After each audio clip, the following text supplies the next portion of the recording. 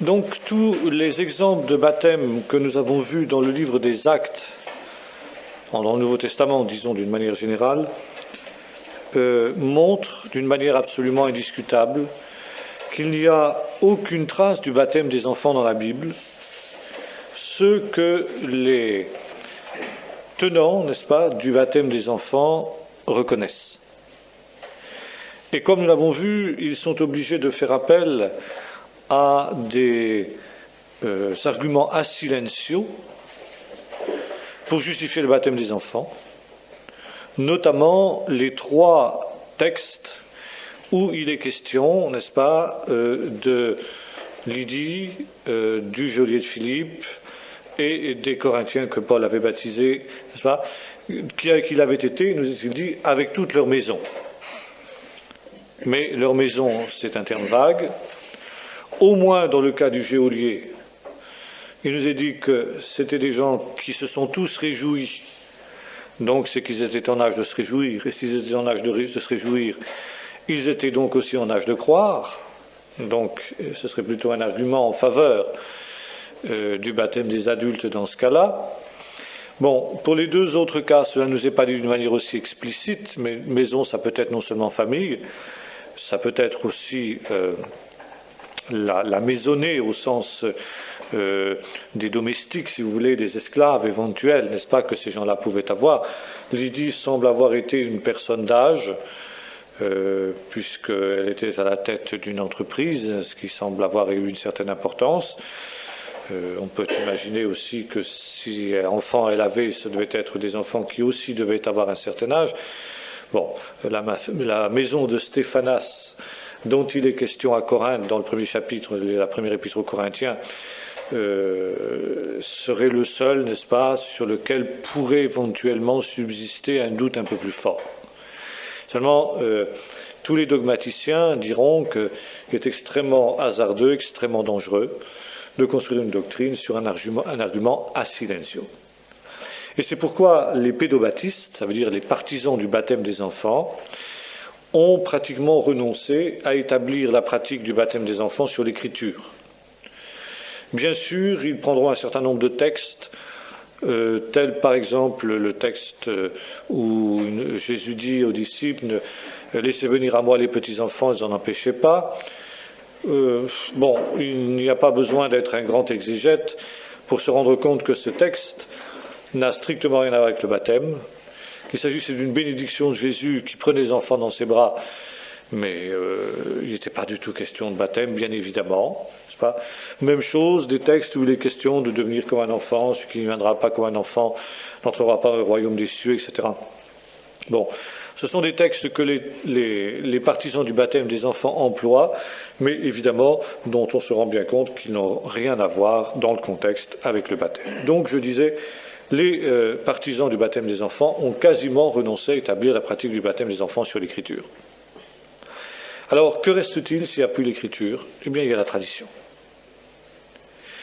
Et un document récent de la Fédération protestante de France sur le baptême reconnaissait, n'est-ce pas, que la pratique du baptême des enfants ne pouvait que s'établir sur la base de la tradition, d'une tradition vénérable, n'est-ce pas, tellement vénérable qu'on ne pouvait pas l'ignorer, disait-il, et que c'était donc logique, aujourd'hui, partant de cette vieille tradition qui était commune à toutes les églises historiques, n'est-ce pas, de baptiser les enfants. Et on aurait eu beau jeu de rétorquer à ce document, n'est-ce pas, qu'il est en contradiction flagrante avec le principe même de la réforme, n'est-ce pas, la sola scriptura, l'écriture seule, d'où le protestantisme prétend tirer sa doctrine, et que c'est là, évidemment, à partir du moment où on reconnaît qu'il s'agit d'une doctrine essentielle, car le baptême est une doctrine essentielle, qui n'est pas basée sur la sola scriptura, sur l'écriture seule, mais sur la tradition,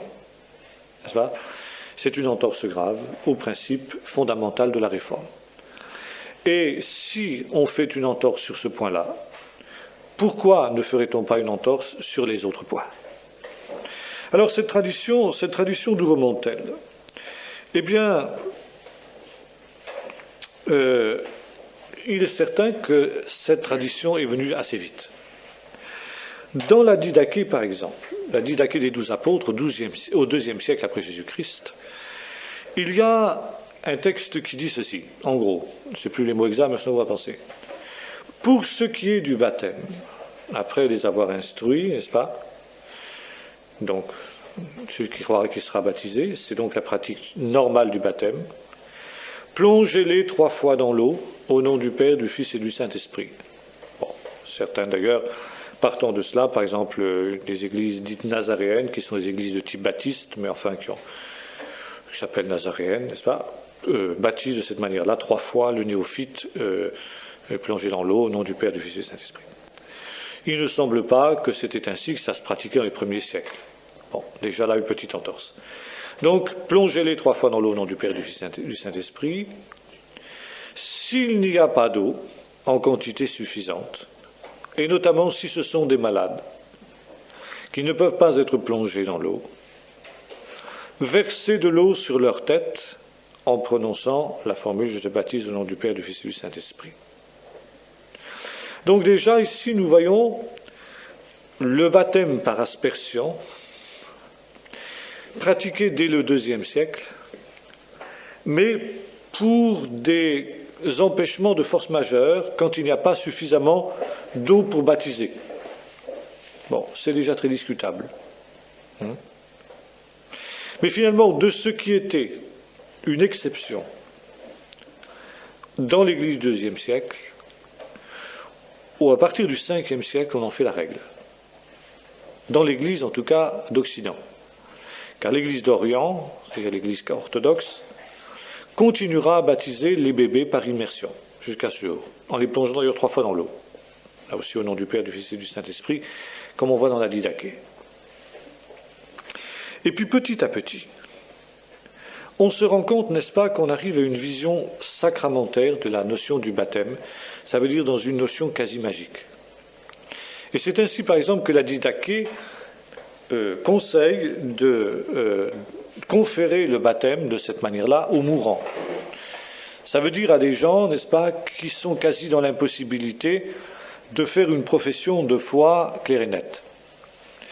Et à partir du IIe siècle notamment, ce sera la coutume, dans en particulier l'aristocratie, d'attendre d'être in articulo morte pour recevoir le baptême. Par exemple, l'empereur Constantin le Grand, l'empereur que l'on dit être chrétien, a attendu d'être sur son lit de mort pour être baptisé. N'est-ce pas ? Donc, à partir du moment où on attend le dernier moment pour être baptisé, c'est qu'on attend du baptême quelque chose qui est une vertu quasi magique. Attendu qu'on est sur son lit de mort, c'est difficile d'aller vous plonger dans l'eau. Donc, automatiquement, c'est le baptême par aspersion. Et en même temps, n'est-ce pas, c'est le baptême sacramentaire. C'est en quelque sorte le viatique pour pouvoir passer dans l'au-delà, l'âme en paix, si j'ose dire. Et alors, à partir du moment où on a la théologie, n'est-ce pas, du péché originel tel qu'il est élaboré dans l'Église catholique, savoir que l'enfant, comme on l'a vu la dernière fois, naît pécheur, eh bien, il est normal aussi qu'en danger de mort, alors il ne faut pas oublier aussi que à l'époque de l'Église primitive, c'est-à-dire la 2e, 3e, 4e, 5e siècle, n'est-ce pas, la mortalité infantile était effrayante. Et que un enfant, à sa naissance, était en danger de mort jusqu'à l'âge de 1 ou 2 ans. Et par conséquent, pour éviter qu'il n'aille non pas en enfer, comme nous l'avons vu, mais dans les limbes, eh bien, il fallait le baptiser donc le plus tôt possible. À partir du moment où on attribue, n'est-ce pas, au baptême une vertu magique que l'on accorde aux mourants, eh bien, automatiquement, on est amené tout naturellement à le conférer aux jeunes enfants, qui eux aussi, au moment de la naissance, et pendant les quelques mois qui suivent la naissance, sont en danger de mort permanent. C'est finalement la même démarche. La même démarche.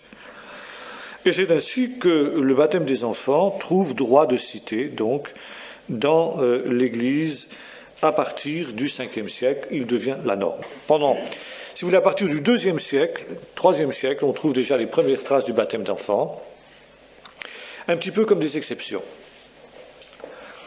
Et puis, il y a un autre texte aussi qui va justifier cela, c'est dans l'épître aux Corinthiens, vous savez, quand Paul, au chapitre 6, parle aux époux.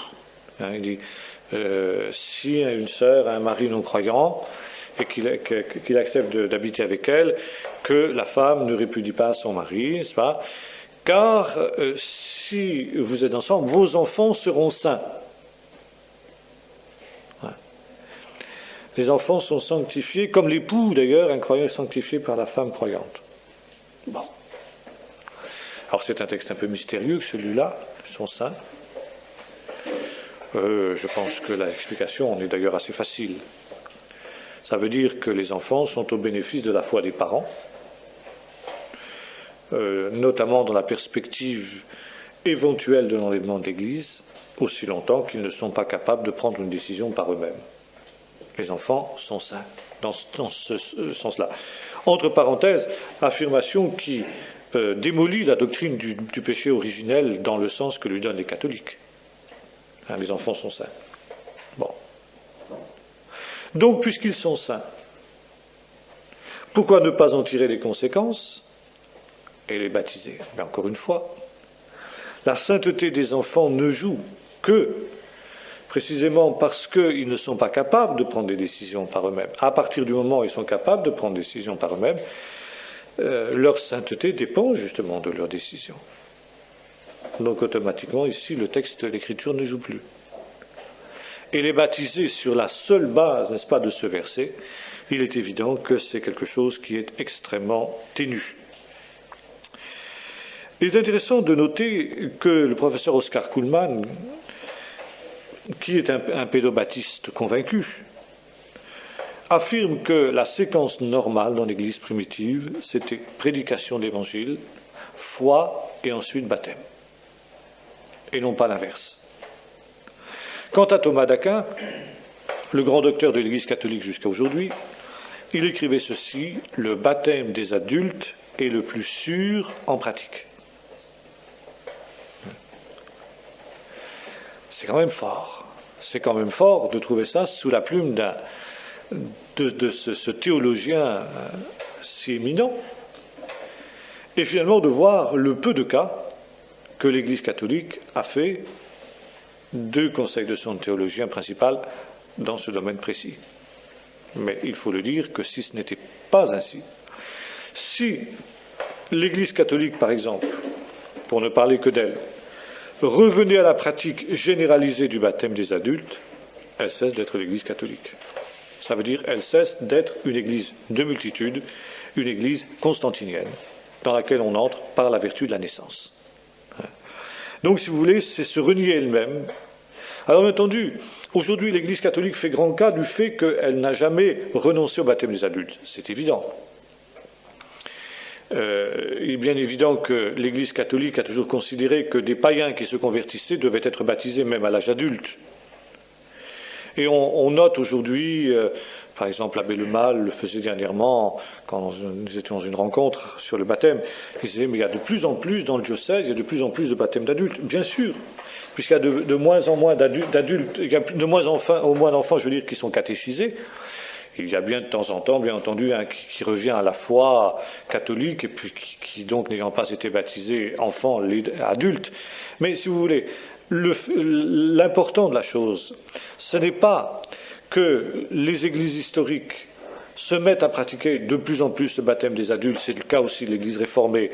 La discipline de l'Église réformée permet maintenant aux parents de choisir le baptême de leur choix. Soit baptême des enfants, soit baptême des adultes, soit d'attendre de remettre le baptême jusqu'à l'âge adulte. Bon.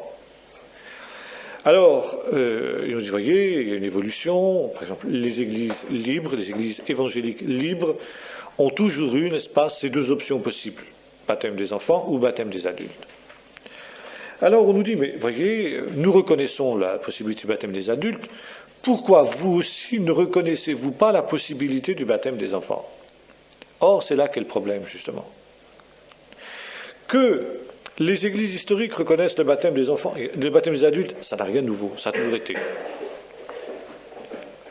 Ça a tellement été que même les théologiens de ces églises-là reconnaissent que dans l'Église primitive, c'était le baptême des adultes qui était normatif. Mais si vous voulez, le problème, c'est qu'à partir du moment où l'on admet la possibilité du baptême des enfants, on nie la nécessité de la conversion. Là est le point essentiel. Si un enfant peut être chrétien, un bébé peut devenir chrétien, ça veut dire que l'on peut être chrétien sans être authentiquement et véritablement converti. Et c'est la porte ouverte à toutes les déviations. Car la conversion est la pierre de touche de l'évangile véritable, donc de la véritable Église. Une Église qui ne prêche pas la conversion est une Église dont l'ecclésialité est très réduite. Ça ne veut pas dire qu'il ne peut pas y avoir des gens qui soient authentiquement convertis en son sein. À partir du moment où la conversion n'est pas prêchée, ça veut dire que la proportion de ceux qui seront réellement et authentiquement convertis sera extrêmement réduite. À l'inverse, une église dans laquelle on prêche la conversion ne sera pas obligatoirement une église dans laquelle 100% des membres sont convertis. Il pourra y avoir, comme il y avait l'église de Jérusalem, des Ananias, des Saphira, des Simon de magiciens, des gens qui ont fait profession de se convertir sans le faire vraiment, mais la proportion sera inversée. Ça veut dire que la proportion des non-convertis sera infiniment moindre que la proportion des gens véritablement et authentiquement convertis. Et c'est pourquoi je reviens à ce que je disais la dernière fois, le baptême des adultes est la pierre de touche de, je dirais, la foi véritable. Car admettre à côté du baptême des adultes la possibilité du baptême des enfants, reconnaître comme baptême authentiquement valable le baptême des enfants, eh bien, c'est ouvrir la porte, qu'on le veuille ou non, à la notion d'église de multitude dans laquelle on entre par la naissance, par l'éducation, par l'adhésion, bref, par une multitude de démarches qui n'ont rien à voir avec la conversion. Donc, c'est l'autodestruction de l'Église. Et c'est la raison pour laquelle, dans le débat actuel sur le baptême qui découle du BEM, car le BEM, le document de Lima, baptême, Eucharistie, ministère, faisait comme exigence préalable aux relations œcuméniques la reconnaissance mutuelle des baptêmes. Et alors, pour nous, ça, c'est inacceptable. Nous ne pouvons pas reconnaître comme baptême le baptême des enfants en rien. Parce que là, nous nous autodétruisons. À terme, nous nous autodétruisons. Et les baptistes, les quelques baptistes, que ce soit en France ou que ce soit à l'étranger, qui ont admis l'authenticité du baptême des enfants et accepté la reconnaissance mutuelle des baptêmes, eh bien, sont sur une voie extrêmement dangereuse. Ça veut dire que dans un temps, eh bien, ils seront une église de multitude comme les autres. C'est une question de temps. Car au début, quand nous voyons l'évolution, l'église primitive était entièrement baptiste. Et à partir du moment où on a admis, dès le IIe siècle, nous l'avons vu, des exceptions à cette règle, on a admis le baptême des mourants, puis ensuite le baptême des enfants. Eh bien, en l'espace de quelques générations, on est passé d'une église baptiste à une église pédobaptiste. On est passé d'une église de professants à une église de multitude. Et les mêmes causes auront évidemment les mêmes conséquences. Aujourd'hui, on demande aux églises baptistes et églises de professants de reconnaître la validité du baptême des enfants, pratiqué chez les autres. C'est-à-dire, on ne nous demande même pas de le pratiquer chez nous. Mais on nous demande de reconnaître que chez les autres, ceux qui ont été baptisés enfants, leur baptême est valable. Et voyez-vous, dans une vision à courte vue, on peut dire, mais ça n'implique pas grand-chose. Si, ça implique énormément. Car il suffira maintenant de quelques personnes qui viennent, par exemple, d'une église réformée, ou d'une église, je ne sais pas moi, anglicane ou autre, par exemple, les anglicans qui viendraient ici, en Bretagne. Il n'y a pas d'anglicans à Vannes. Bon, ils ont le choix, l'église réformée, l'église catholique, ou nous. Ils viennent au milieu de nous, ils nous disent, voilà, nous, on est des anglicans, mais comme il n'y a pas d'église anglicane ici en Bretagne, à Vannes, on a fait le tour des églises de Vannes, on a pensé que votre église était celle qui nous convenait le mieux. Est-ce qu'on pourrait être reçu comme membre? Alors, nous avons été baptisés enfants en tant qu'anglicans, mais enfin, nous vous demandons, au nom de l'œcuménisme, du BEM, etc., de nous reconnaître comme membres à part entière. Si nous disons oui, quelle garantie avons-nous que ces gens sont véritablement convertis? Et même s'ils sont véritablement convertis. Alors, demain, ce seront des réformés qui viendront et qui feront la même démarche. Et puis ensuite, ce seront des catholiques, des orthodoxes, des libristes. Et puis au bout d'un temps, bien, nous serons une église mixte dans laquelle il y aura des gens qui ont été baptisés enfants et des gens qui ont été baptisés adultes. Et puis bien entendu, comme dans l'église primitive, au bout d'un temps, eh bien, ce sera le baptême des enfants qui prendra le dessus automatiquement. Ça, c'est le processus inévitable. C'est le processus inévitable. C'est pourquoi il faut mettre la barrière dès le départ. Et alors, n'est-ce pas, ça paraît évidemment pour les autres extrêmement intolérant. Et je me souviens du Père Lemaire qui disait, alors vous ne nous reconnaissez pas comme chrétiens? Si, éventuellement. Si vous êtes véritablement converti, vous pouvez être considéré comme chrétien. Mais pour être membre de notre Église, c'est autre chose. Pour être membre de notre Église, vous devrez être baptisé. Je me souviens de ce que Jacques Maury disait à mon oncle, André Taubois, disant, mais alors si je viens chez toi, moi qui suis baptisé enfant, tu ne vas pas me donner la Sainte-Seine? Si, je donnerai la Sainte-Seine, mais pas comme membre de l'Église, comme visiteur. Et alors si je veux devenir membre de ton Église, tu me demanderas d'être baptisé? Alors mon oncle s'en est tiré par une pirouette, mais la réponse est oui. Eh oui. Nous n'exigeons pas des autres qu'ils soient baptisés par immersion. Nous pouvons éventuellement reconnaître qu'un certain nombre d'entre eux puissent être des chrétiens authentiques si vraiment ils ont fait une rencontre avec le Seigneur, mais leur baptême n'est pas un baptême. Et elle me disait, mais alors, mes parents, ils m'ont fait baptiser, c'était des croyants, n'est-ce pas? Ils avaient vraiment l'impression de faire une démarche, ils ont cru vraiment qu'il y avait une bénédiction de Dieu qui descendait sur moi. D'ailleurs, je suis devenu pasteur, etc. Bon, je dis, mais c'est tout à fait possible, je ne nie pas. Effectivement, si tes parents ont fait une démarche de foi dans ce domaine-là, Dieu a répondu à leur démarche et a béni cet enfant. Mais dans ce cas, je dis que ce que toi, tu appelles un baptême, moi, je l'appelle une présentation d'enfant. Mais pas un baptême. Ça n'est pas un baptême. C'est une démarche de foi à laquelle Dieu répond, mais ça n'est pas un baptême bibliquement parlant. Alors je crois qu'il faut que nous soyons extrêmement fermes sur ce plan-là. Maintenant, il faut dire une chose aussi très intéressante. C'est que les réformateurs étaient bien conscients aussi de ce problème. Luther notamment. Et un temps, Luther a été tenté de revenir au baptême des adultes.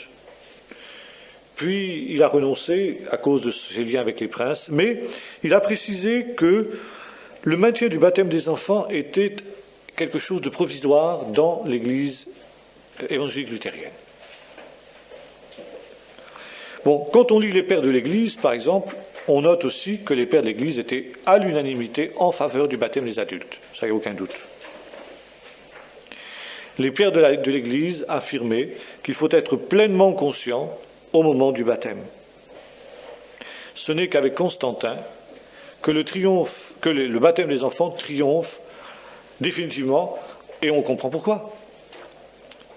Parce que Constantin, qui cherchait à faire coïncider l'Église, la société religieuse, si vous voulez, avec la société civile, il a vu dans le baptême des enfants un moyen commode d'embrigader dans l'Église, donc dans l'Empire, tous ceux qui naissaient dans les limites de l'Empire romain. Et le baptême des enfants est indissolublement lié avec le système constantinien, auquel les grandes églises historiques sont attachées jusqu'à nos jours. L'Église catholique, ça va sans dire. L'Église orthodoxe aussi. L'Église anglicane. Et puis finalement, les églises réformées luthériennes, donc issues de la Réforme, qui, pour des raisons aussi de constantinisme, car finalement, les liens de Luther avec les princes étaient une forme de constantinisme, eh bien, ont préféré le baptême des enfants, tout en étant conscients que c'était une anomalie. Mais que, vu les circonstances dans lesquelles ils étaient plongés, eh bien, ils étaient obligés de s'en tenir là.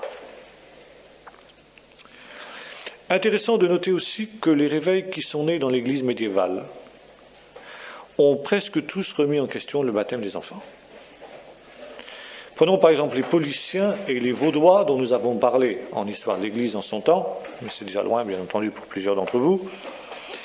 Eh bien, voici ce qu'ils écrivaient. Notre Seigneur demande d'abord la foi, après quoi vient le baptême. Les montanistes aussi avaient la même démarche, au IIe siècle après Jésus-Christ. En 1525, on note un sermon de Luther qui attaque violemment le baptême des enfants. Et voici ce que dit Luther dans son sermon. « Les jeunes enfants n'entendent ni ne comprennent la parole de Dieu. Ils ne peuvent donc avoir la foi. » Et là, Luther était parfaitement conséquent avec son système, n'est-ce pas, sa découverte, n'est-ce pas, de la justification par la foi. Alors, les catholiques qui ne sont pas à court d'idées, qui ont l'imagination fertile, ont trouvé une parade à cette affirmation, reprise d'ailleurs par les églises historiques dans leur ensemble. Ils disent, le baptisé, l'enfant qui est baptisé, c'est vrai, il n'a pas la foi. Mais il est baptisé dans la foi de l'Église. C'est l'Église, en quelque sorte, qui a la foi pour lui. Et cette réponse de la foi que l'enfant ne peut pas donner, c'est le parrain et la marraine qui vont la donner pour lui. Bon, laissez-moi rire en breton, n'est-ce pas, parce que quand même, quand on voit comment se font les baptêmes aujourd'hui, comment on choisit les parrains et les marraines,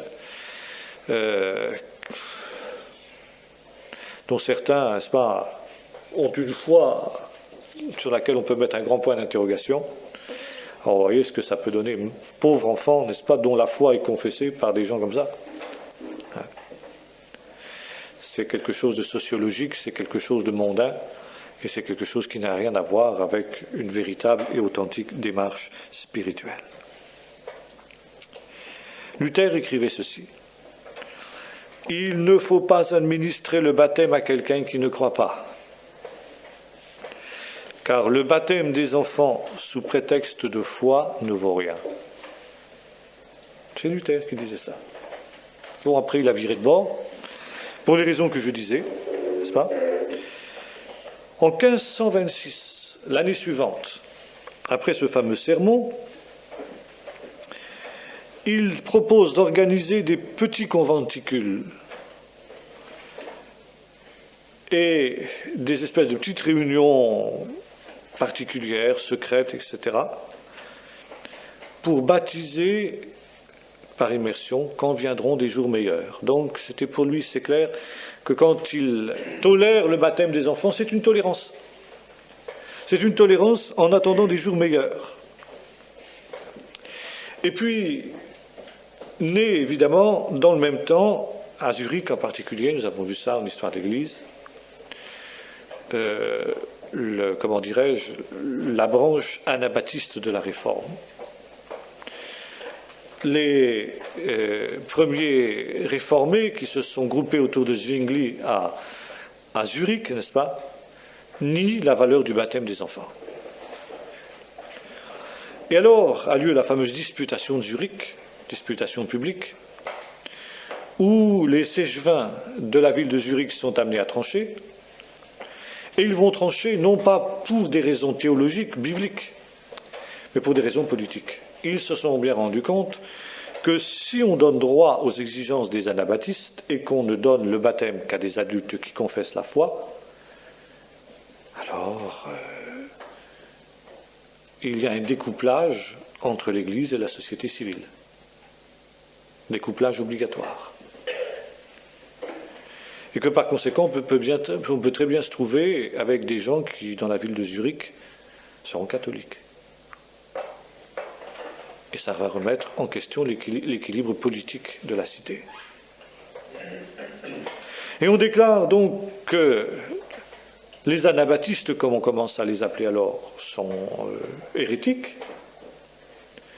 Ils sont bannis de la ville de Zurich, et même on en récupère quelques-uns qu'on laisse avec une grosse pierre au cou et qu'on envoie se noyer dans le lac de Zurich. Enfin, c'était la manière de faire des réformés de cette époque-là. J'ai rappelé ça au docteur Le Tournel il y a quelque temps, ça lui a un petit peu coupé son élan. Hein. Bon.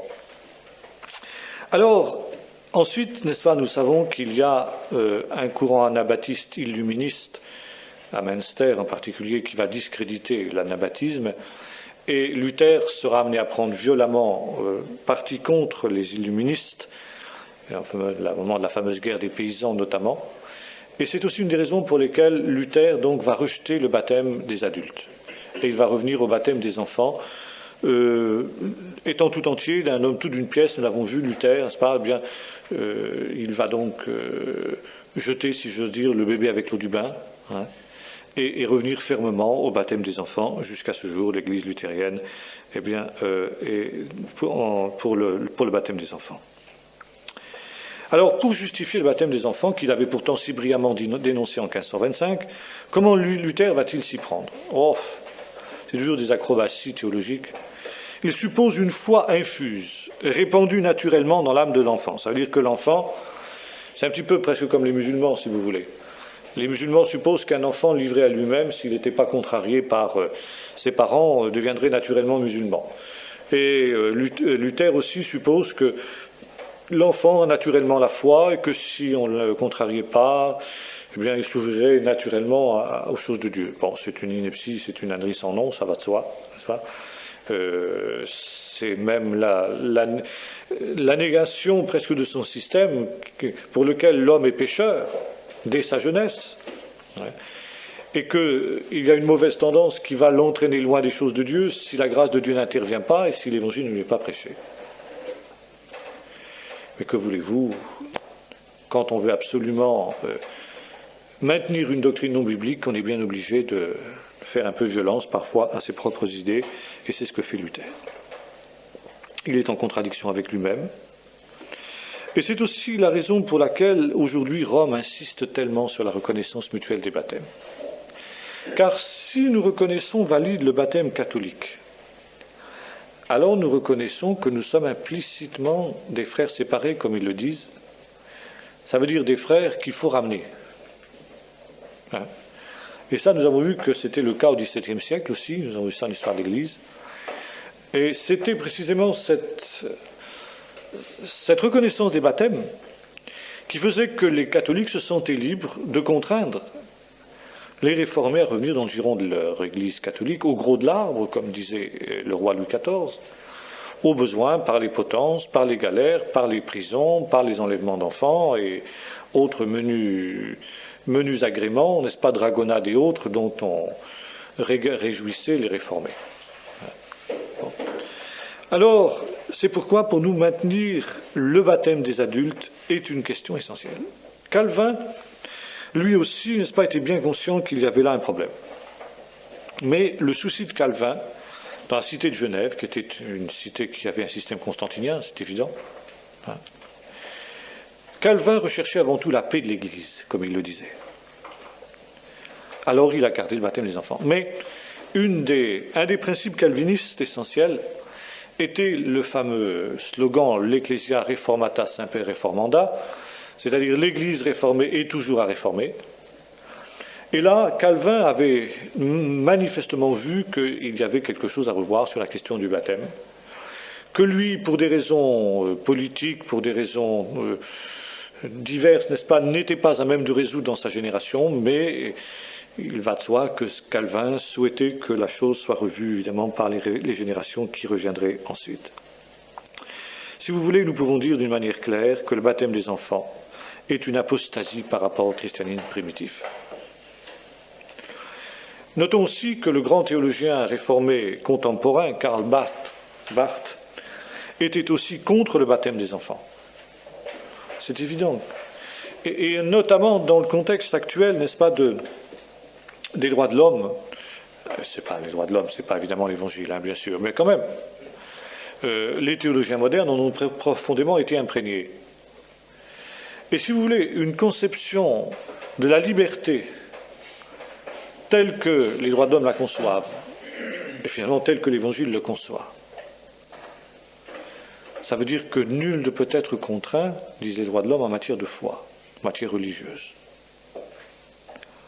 Karl Barth pose la question, il dit, mais est-ce que baptiser un enfant, donc faire de l'enfant un chrétien, sans lui demander son avis et pour cause, est-ce que ce n'est pas le contraindre en matière de foi ? Est-ce que ce n'est pas le contraindre en matière religieuse ? Alors on répondra, oui, mais il peut toujours renier son baptême dans l'avenir. N'empêche, dit Karl Barth, il y a quand même là un non-respect de la personne humaine, et c'est au nom des droits de l'homme, c'est au nom du respect de la personne humaine plus que de la Bible, que Karl Barth met en question le baptême des enfants.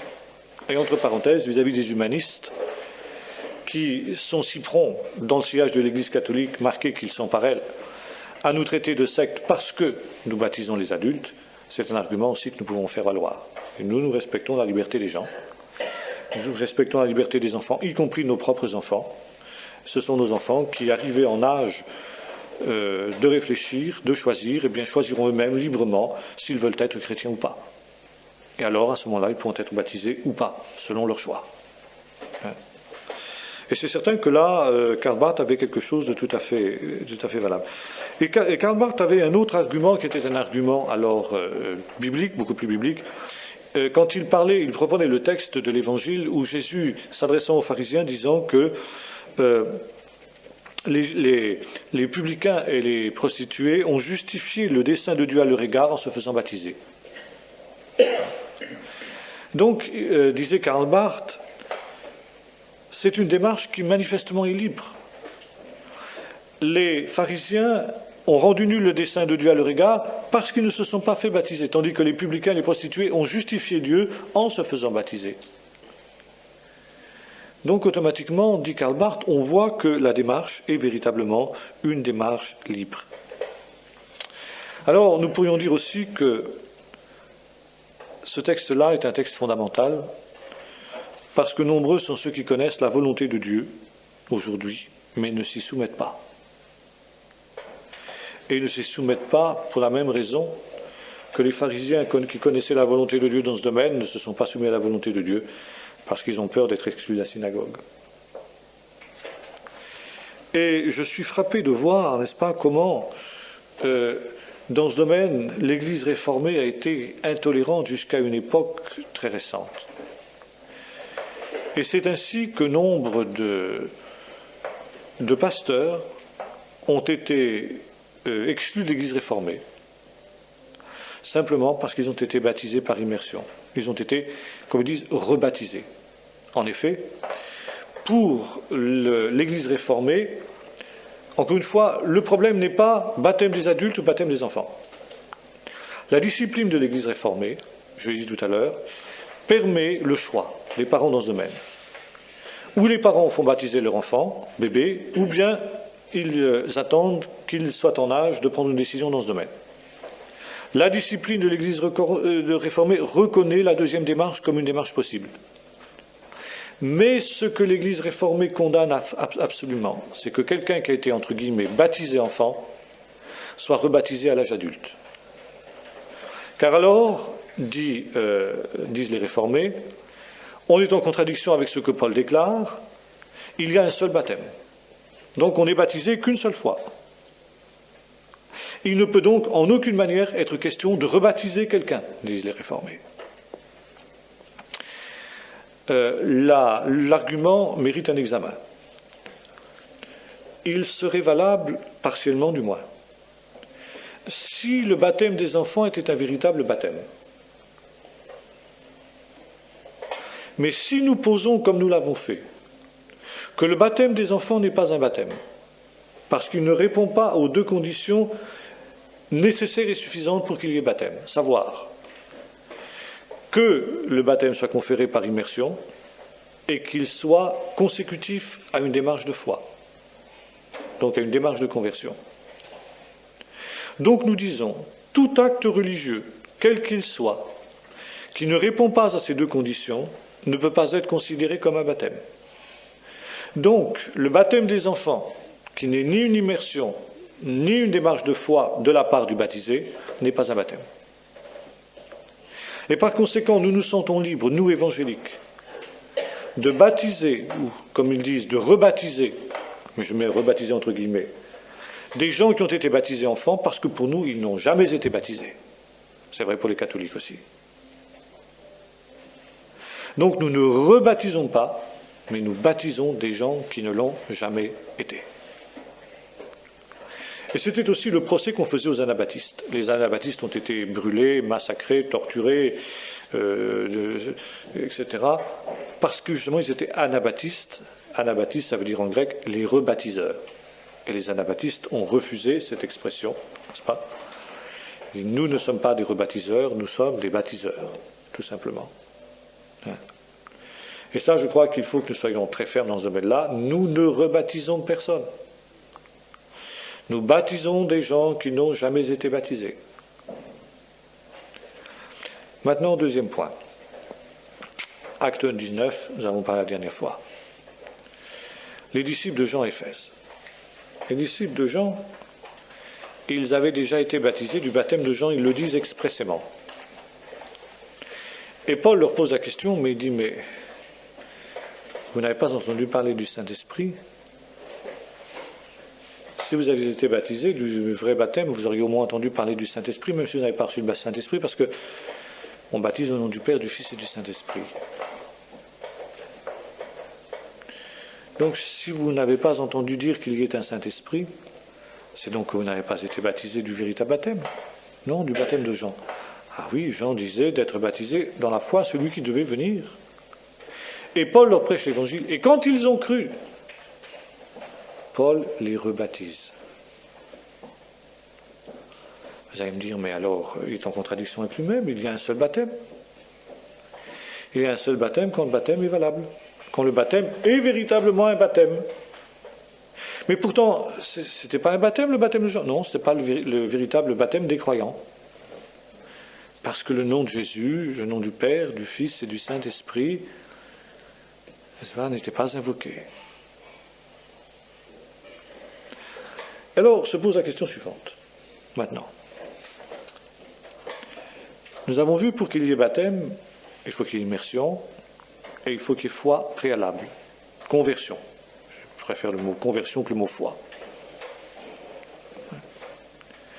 Qu'en serait-il de quelqu'un qui viendrait nous dire, moi, par exemple, je me suis fait baptiser à l'âge de 30 ans, mais je dois dire très honnêtement qu'à cette époque-là, je ne croyais pas. Je me suis fait baptiser parce que j'étais fiancé avec une fille qui était évangélique, et comme je voulais me marier avec elle, pour lui faire plaisir, je me suis fait baptiser. Ça arrive. Ça ne devrait pas. Ou pour des raisons de ce type-là. Parce que j'ai voyé mes petits camarades qui se faisaient baptiser, j'étais dans une église évangélique, j'arrivais à 14, 15 ans, 16 ans, 17 ans, 18 ans, je voyais tous les autres qui se faisaient baptiser. Pour faire comme eux, je me suis fait baptiser, mais je n'étais pas vraiment converti. Mais maintenant, je me suis véritablement converti. Qu'est-ce qu'il faut que je fasse? Alors, allez-y. Bien sûr, il faut le baptiser. Aucun doute. Aucun doute. Son premier baptême n'est pas un baptême. Parce que si vous ne faites pas ça, vous revenez au baptême sacramentaire. À ce moment-là, il n'y a aucune raison de dire que le baptême des enfants n'est pas valable. Alors voyez-vous, c'est des choses qui vont vraiment très loin. Alors maintenant, ici, voyons où est-ce qu'on a encore un petit quart d'heure. Qu'est-ce que représente le baptême? Le baptême représente plusieurs choses. Premièrement, le baptême a à voir, nous l'avons vu, avec la résurrection. L'union avec le Seigneur dans sa mort et dans sa résurrection. Romains 6, verset 3, Galates 2, verset 12, Galates 3, verset 27, 1 Corinthiens 10, etc., etc. Romains 6, verset 3 nous dit « C'est un ensevelissement avec le Seigneur et une résurrection avec le Seigneur. » C'est aussi présenté comme un bain de purification par lequel nous revêtons le Seigneur, nous revêtons l'homme nouveau. C'est le passage à une humanité nouvelle. Colossiens 1, verset 13. Donc ici, un acte conscient d'engagement, l'expression extérieure et visible de l'engagement et de l'espérance chrétienne. Enfin, c'est le témoignage et la confession du Seigneur. Et en même temps, la prédication des grandes vérités du salut, la mort et la résurrection, c'est une sorte de drame sacré par lequel est symbolisée, n'est-ce pas, l'union du croyant avec le Seigneur, une expression de la foi, une aide pour la sanctification et un acte d'hommage et d'obéissance. Maintenant, si vous voulez, je voudrais essayer d'aller un petit peu plus loin dans ce domaine-là. Finalement, des choses qui sont mal vues, mal connues dans les milieux évangéliques. Reprendre un petit peu ce que nous avons dit la semaine dernière sur le baptême juif et les rites de purification. Nous avons vu qu'au départ, le baptême juif, un baptême qui se pratique dans le mikvé jusqu'à nos jours, les ablutions rituelles, n'est-ce pas, avait à voir avec la purification des impuretés rituelles. Qu'est-ce que c'est en fin de compte qu'une impureté rituelle? C'est quelque chose qui a à voir avec le domaine de l'impureté par excellence. Quel est le domaine impur par excellence pour la Bible? Est-ce que quelqu'un peut dire? Qu'est-ce qui rend un être radicalement et définitivement impur? Oui, mais encore plus loin, la mort. La mort, c'est le domaine de l'impureté. D'où l'interdiction de toucher un cadavre. Celui qui touche un cadavre se rend impur. Celui qui rentre dans un tombeau, dans un cimetière, on n'a pas le droit de construire la cité des vivants, n'est-ce pas, sur l'endroit d'un cimetière. Par exemple, la ville de Tibériade a été construite sur des tombeaux, sur un ancien cimetière, elle était considérée comme impure pour les Juifs. La mort. Et finalement, est impureté tout ce qui conduit à la mort. Tout ce qui, si vous voulez, peut d'une manière ou d'une autre conduire à la mort. D'où, comme quelqu'un a dit tout à l'heure, le péché, car le péché conduit à la mort. Mais aussi, comment dirais-je, les effusions de sang, par exemple. Le sang, c'est la vie. Donc, une effusion de sang, une perte de sang, c'est un germe de mort qui entre dans l'être. Et par conséquent, il y a là un processus qui conduit à la mort qui commence. Et lorsque cette effusion de sang s'est arrêtée, eh bien, il faut enrayer ce processus, si vous voulez, par une purification rituelle qui rétablit, en quelque sorte, celui qui en a été atteint dans la communion avec la source de la vie qui est Dieu. Dieu est le vivant par excellence. Un guerrier, par exemple, qui revient du combat est impur, parce qu'il a versé le sang. Donc, il est souillé. Il doit se purifier. La lèpre, qui est une maladie qui fait de l'individu un mort-vivant, en quelque sorte, est une des maladies qui rend impur par excellence. mais effectivement aussi les effusions de sang, et notamment, par exemple, les règles des femmes, qui sont une effusion de sang, et qui entraînent aussi donc l'impureté. Et là, c'est très intéressant parce que dans la vision juive, le mikvé est essentiellement pour la femme, n'est-ce pas, soit après ses règles, soit après un accouchement. Parce que la femme, c'est, dans la vision biblique, c'est Chava, c'est la vie, la vivante, celle qui donne la vie. Et on retrouve ça chez Paul. Et si vous voulez, la vocation de la femme, c'est de donner la vie. Et tous les mois, son organisme se prépare à donner la vie. Et précisément, l'effusion de sang qui se manifeste tous les mois est, en fin de compte, le signe que ce processus de donner la vie est interrompu. Il n'aboutit pas à son terme. C'est une sorte d'échec. Et c'est pourquoi, chaque mois, la femme doit se purifier pour à nouveau être prête à sa vocation. Et si vous voulez, dans la vision chrétienne du baptême, il y a un peu aussi cette idée. Le péché est finalement ce qui découle du péché, n'est-ce pas,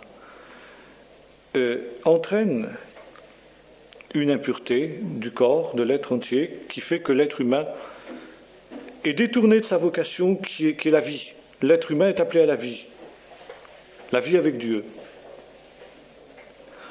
Et pour que, précisément, cette communion soit rétablie avec Dieu, non seulement spirituelle, mais également physique, il faut que, précisément, ce processus de mort dans lequel l'homme est engagé, parce que finalement, l'homme physique, dans son être physique, les médecins savent bien, c'est un être pour la mort. Dès qu'il naît, il va vers la mort. Il y a un processus de mort qui commence en lui. Comme dit l'apôtre Paul, la mort agit en lui. Mais en même temps, il dit, dans la nouvelle naissance, la vie agit en lui. La nouvelle naissance, c'est ça. C'est qu'alors même que notre être extérieur se détruit, dira l'apôtre Paul, notre être intérieur se renouvelle de jour en jour. Et de la même manière que la naissance physique et le début de ce processus de mort, la mort agit en moi, le baptême est le point de départ où la vie agit. Et voyez-vous, là c'est très intéressant parce que quand nous disons cela, nous disons le baptême c'est plus qu'un symbole. Et là, je sais qu'un certain nombre de théologiens protestants, baptistes, etc., notamment, objecteraient. Mais je crois que quand on examine les textes, notamment à la lumière de la tradition juive, nous disions tout à l'heure, et finalement les textes bibliques eux-mêmes, parce que il y a manifestement une petite dimension sacramentaire quand même dans le texte biblique lui-même. C'est le sceau de la rédemption, vous êtes scellés pour la rédemption. Il y a cette identification dans Romains 6, n'est-ce pas, avec le Christ ressuscité, n'est-ce pas. Donc il y a une espèce de dimension sacramentaire beaucoup plus ténue que ce que disent les catholiques, mais qui existe quand même. Et c'est pourquoi le baptême est important dans le processus du salut. Parce que, si vous voulez, c'est un germe de régénération non seulement de l'âme, mais du corps. Si vous voulez, de la résurrection du corps. Le corps qui est scellé pour la vie éternelle, qui est scellé pour la résurrection ou pour l'enlèvement quand le Seigneur revient. Bien sûr, je ne vais pas aboutir là où aller, par exemple, le dire quelqu'un qui est malade, qui ne peut pas être baptisé, on va le baptiser avec de l'eau, de l'aspersion. Non. On peut évidemment être sauvé sans avoir été baptisé. Le brigand sur la croix l'a été, il n'était pas baptisé. Mais si vous voulez, quand on peut le faire, c'est quelque chose. C'est quelque chose parce que là, il y a un processus, si vous voulez. Il y a un processus, de mise à part du corps, de sanctification du corps. Et le corps, c'est pas simplement l'enveloppe physique, charnelle, Mais si vous voulez, c'est le corps, comme dira l'apôtre Paul, avec ses passions et ses désirs, qui a été crucifié, mais qui vit maintenant d'une manière nouvelle. On revêt l'homme nouveau, dit l'apôtre Paul dans l'Épître aux Éphésiens, créé à l'image du Christ. Enrayer, si vous voulez, les germes de mort, la mort spirituelle et de la mort physique qui sont à l'œuvre justement dans le corps à cause du péché qui habite dans le corps. Alors voilà, si vous voulez, en gros, ce que pourrait être cette signification du baptême. Le baptême, dans ce sens-là, est aussi une séparation. Une séparation qui marque un avant et un après, comme la mer Rouge avait marqué pour les Israélites le passage de la mort à la vie, de l'esclavage à la liberté. Et c'est en cela que commence aussi le processus de sanctification. Sanctification qui est double aussi, là. C'est pour ça qu'il ne faut pas oublier toujours ce double aspect. Sanctification qui dépend de notre volonté, mais qui dépend d'abord et essentiellement de la grâce de Dieu. Et être baptisé, c'est recevoir la grâce de Dieu pour la sanctification, pour la séparation, qui va se manifester de plus en plus avec le péché dans la vie subséquente qui va maintenant commencer. Et puis enfin, dernier point, évidemment, qui est tellement évident que c'est à peine s'il faut le mentionner, c'est que c'est une agrégation au corps. Éphésiens 4, verset 3, nous tous qui avons été baptisés, n'est-ce pas, nous avons été baptisés pour former un seul corps. Il y a un seul baptême, formant un seul corps. On est plongé dans le corps par le baptême, le corps de Christ, on devient membre du corps de Christ, et qui donc détermine ici la structure de l'Église. Ce n'est qu'à partir du moment où l'on est baptisé, après avoir été donc né de nouveau, que l'on peut être considéré comme membre de l'Église. C'est pourquoi il ne nous appartient pas, comme je l'ai dit, nous, de régenter l'Église universelle. Nous ne sommes pas les responsables de l'Église universelle, c'est le Seigneur qui l'est. Mais par contre, dans l'Église locale, nous ne pouvons reconnaître comme membres de l'Église locale que ceux qui ont été baptisés après une véritable et authentique conversion. Alors voyez-vous comment ici le baptême est véritablement une pierre de touche essentielle de la foi chrétienne.